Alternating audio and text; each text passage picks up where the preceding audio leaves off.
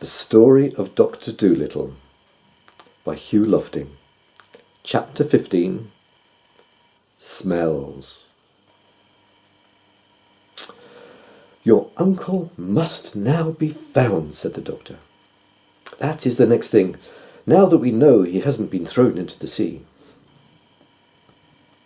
Then Dab-Dab came up to him again and whispered, Ask the eagles to look for the man.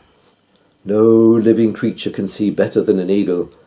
When they are miles in the air, they can count the ants crawling on the ground. Ask the eagles. So the doctor sent off one of the swallows to get some eagles.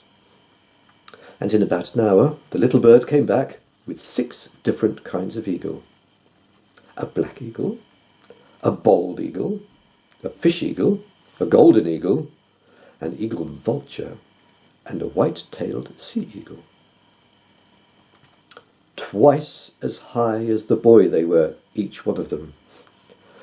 And they stood on the rail of the ship like round-shouldered soldiers, all in a row, stern and still and stiff, while their great gleaming black eyes shot darting glances here and there and everywhere.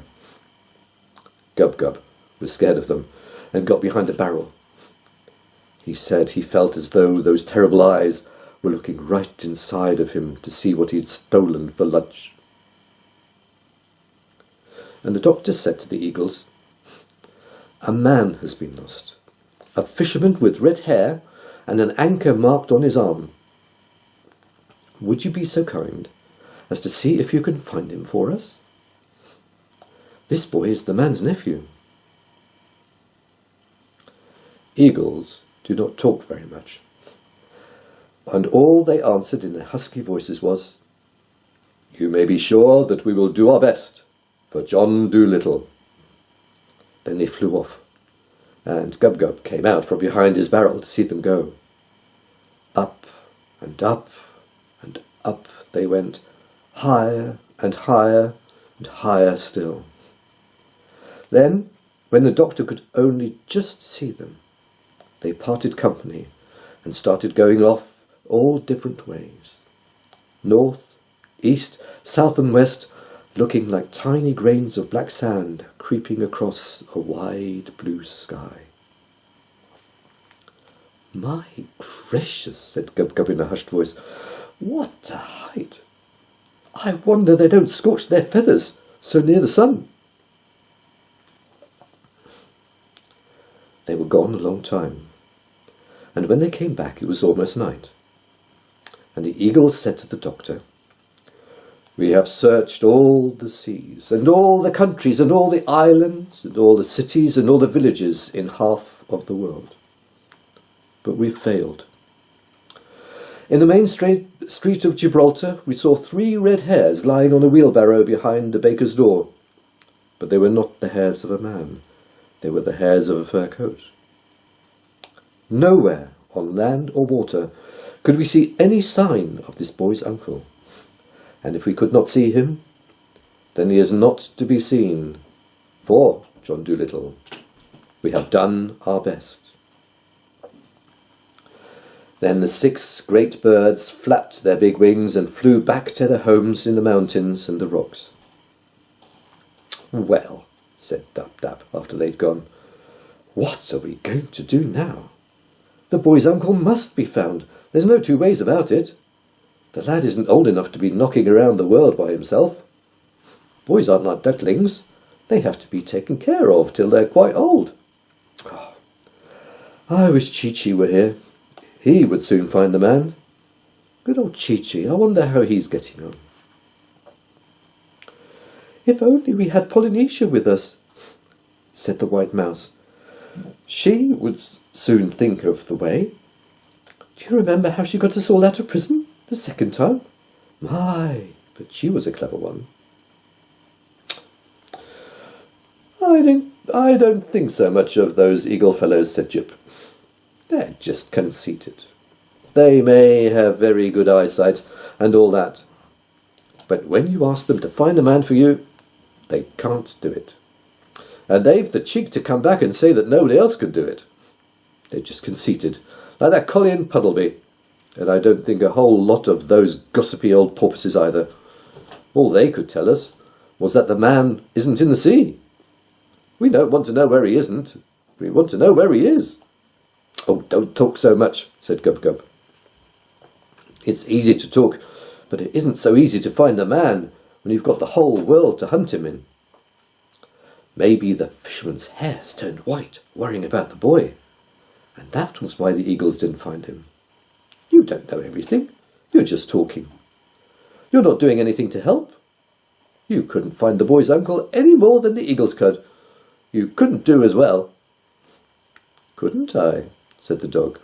That's all you know, you stupid piece of warm bacon. I haven't begun to try yet, have I? You wait and see.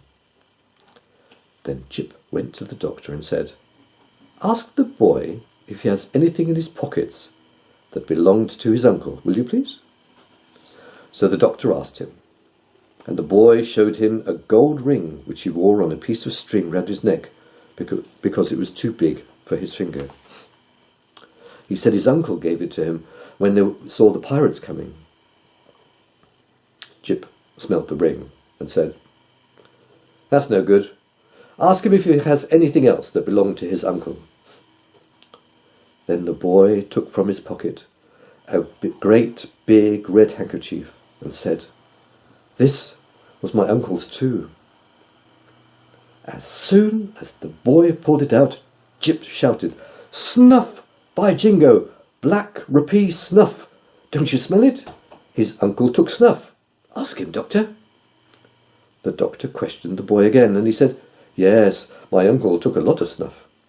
Fine, said Jip. The man's as good as found. It will be as easy as smelling milk from a kitten. Sorry, as easy as stealing milk from a kitten. Tell the boy I'll find his uncle for him in less than a week. Let's go upstairs and see which way the wind is blowing. But it's dark now, said the doctor. You can't find him in the dark. I don't need any light to look for a man who smells of black rupee snuff, said Jip, as he climbed down the stairs. If the man had a hard smell like string now, or hot water, it would be different. But snuff? Tut tut. Does hot water have a smell? Asked the doctor. Certainly it has, said Jip. Hot water smells quite different from cold water. It is warm water or ice that is a really difficult smell. Why? I once followed a man for 10 miles on a dark night by the smell of the hot water he had used to shave with, for the poor fellow had no soap. Now then, let us see which way the wind is blowing. Wind is very important in long-distance smelling. It mustn't be too fierce a wind, and of course it must blow the right way. A nice, steady, damp breeze is the best of all. Ha! This wind is from the south. Then Jip went up to the front of the ship and smelt the wind. And he started muttering to himself. Tar, Spanish onions, kerosene oil, wet raincoats, crushed laurel leaves, rubber burning, lace curtains being washed. No, my mistake. Lace curtains hanging out to dry. And foxes. Hundreds of them. Cubs and... Can you really smell all those different things in this one wind? Asked the doctor.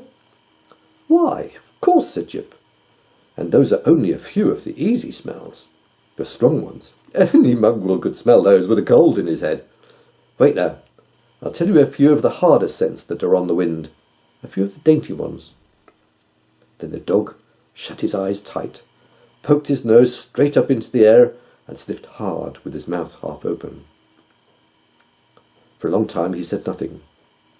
He kept as still as a stone. He hardly seemed to be breathing at all. When at last he began to speak, it sounded almost as if he were singing, sadly, in a dream.